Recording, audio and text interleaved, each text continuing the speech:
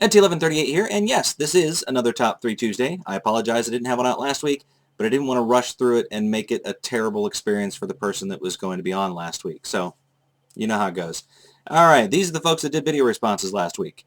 The Sega Stoner, Pro B-Man 5, I Am the Retro Gamer. I'm glad we found the only retro gamer on YouTube. Scuba Diver Picker, Bloody Rory, Lagaya Rosaru, Electric Adventures, Kicks Too Quick, I like over 80,000 pies, and it's got a picture of Kit 171's face in the little thumbnail.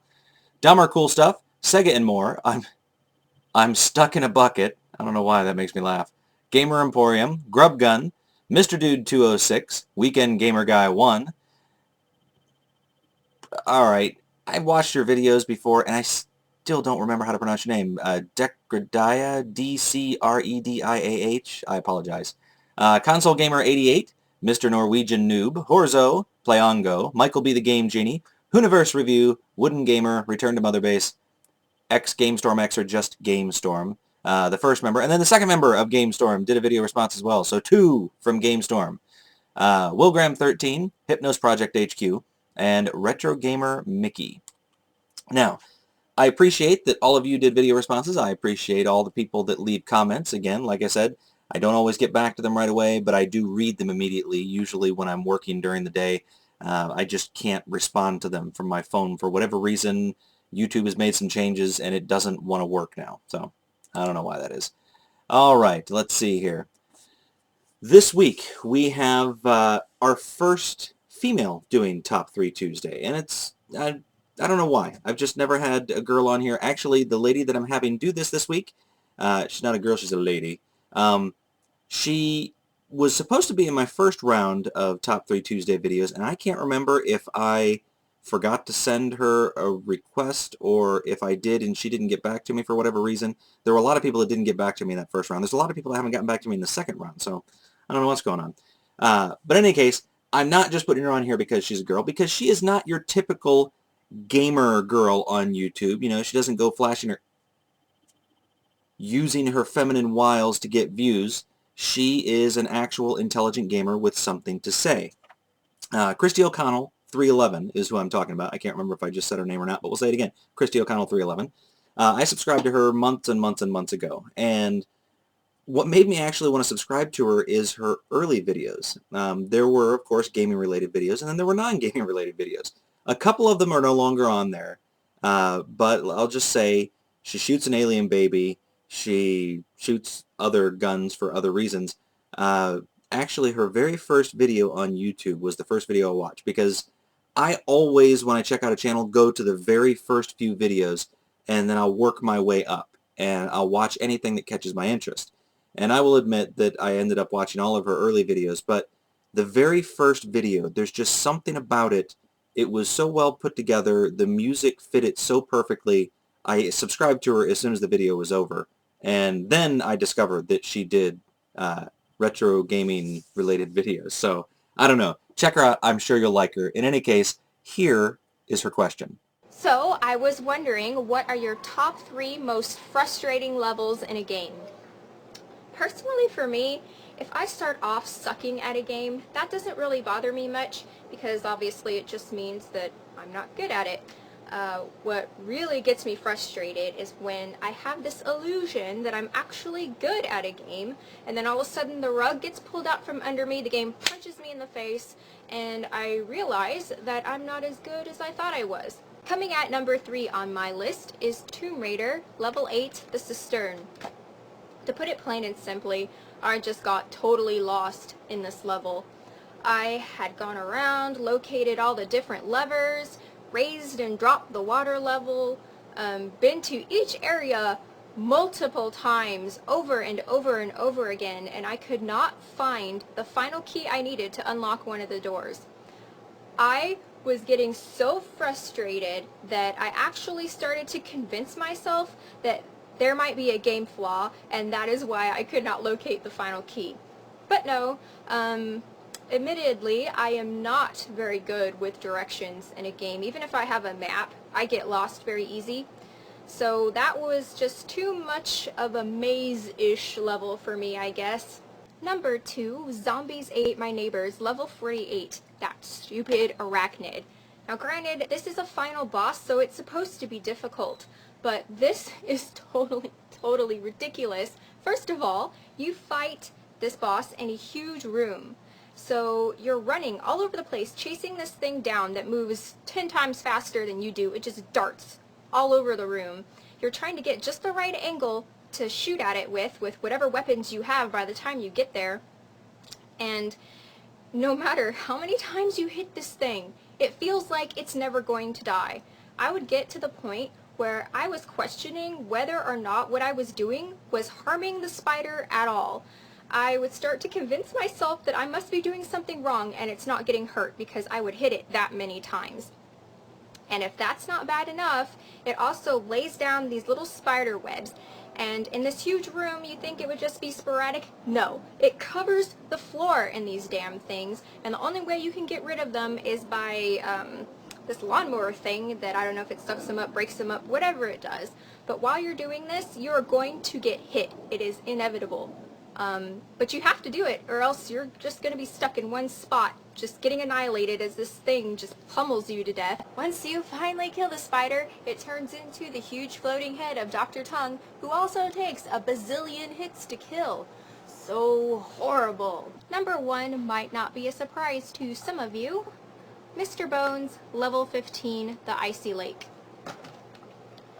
For most of us, when we come across a particularly hard level, it could take several hours, maybe several days, perhaps even several weeks before you finally get past that level. For me, try several years. That's right. The Icy Lake chewed me up and spit me out. 4 years I could not get past that level. I didn't know anything about a level skip code. I would turn my Saturn on in the morning, play all the way to level 15, the Icy Lake, die a million times.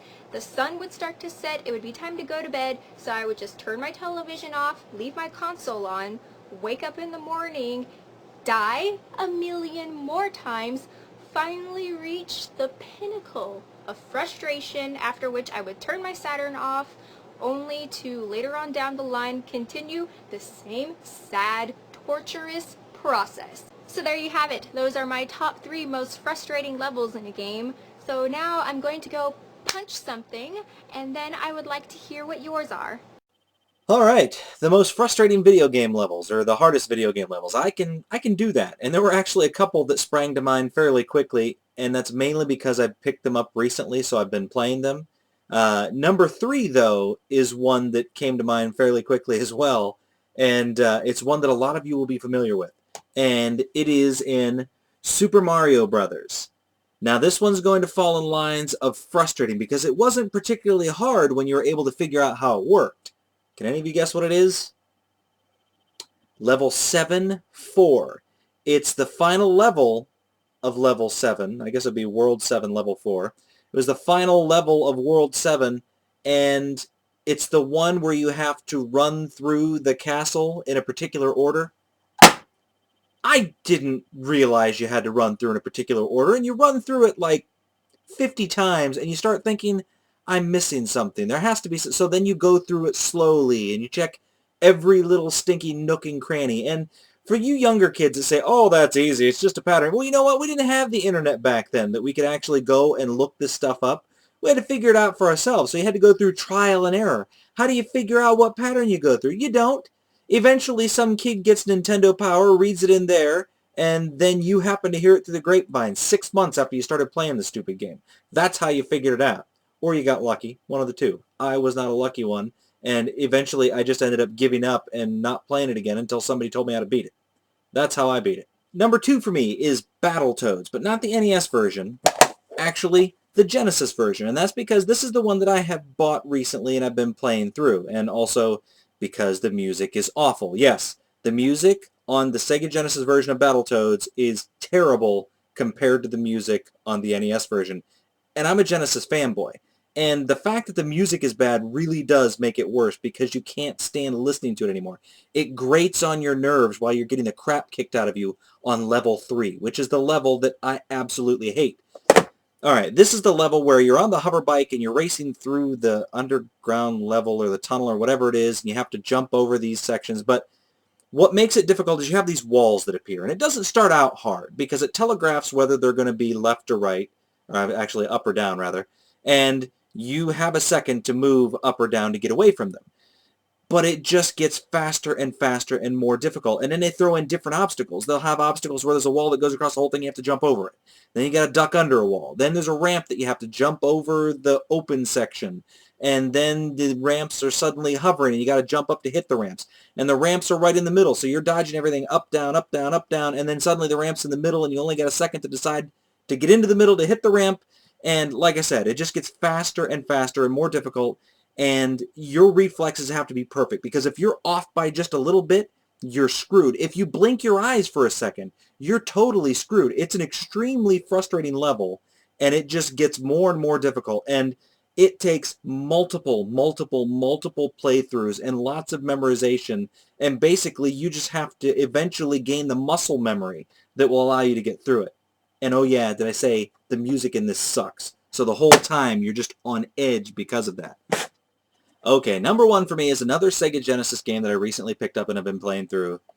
It's Contra Hardcore, and the name pretty much says it all, hardcore. This is the most difficult Contra I've played to date, and that is my opinion. You can disagree with it, but you would be wrong. Alright, this game, the menu screen has a couple of options. There is no easy option, by the way, and when you go to the number of lives that you can select, you can't increase your number of lives. You start out with 3, and that's all you get. Unless you want to reduce it, you can reduce it to 2 or 1. So you can only make it more difficult on yourself to begin with. And then, even at the very first level, you get flung right into the middle of the action. I literally mean flung, because you come crashing into the game on this like armored bus, and you crash through all these bad guys, and you hit a wall and you get flung out of the back. And just like every other Contra, you've got guys coming at you from both sides and above, and you can't see the shots when things are exploding, and everything explodes in this game. So it's very difficult. And then there are 4 bosses on the first level. 4 bosses! You've got this giant mechanized spider. You've got an eyeball on a stalk with 4 legs that shoots flames at you. You have a giant cyclops. I mean like skyscraper giant. And then it ends with this little acrobatic robot with a chain gun that flips all over the place shooting at you. It's hard from the very beginning. And remember, you only get 3 lives, and I think there's only 2 continues in the whole game. So you have to make it through with just those 3 lives and 2 continues. Now, the level that I'm having the hardest time with, because I haven't beat it yet, is level 6. And I did go through and watch a playthrough so I could tell you guys how the level ends, because, you know, I haven't beat it yet. And it turns out I'm actually on the last boss in this level. But you start out on this boat, and the boat's on the water, and it's about, you know, mid-level on the screen, and it takes up about half the screen, the boat. So you've only got half the screen to work on while you're jumping around. Then this plane comes in, and the plane is maybe a quarter of the screen wide. So you've got almost no room to maneuver, and this plane, if you hit the plane, you die. If the plane shoots you, you die. So you've got limited room to maneuver, this giant plane in the middle of the screen shooting at you.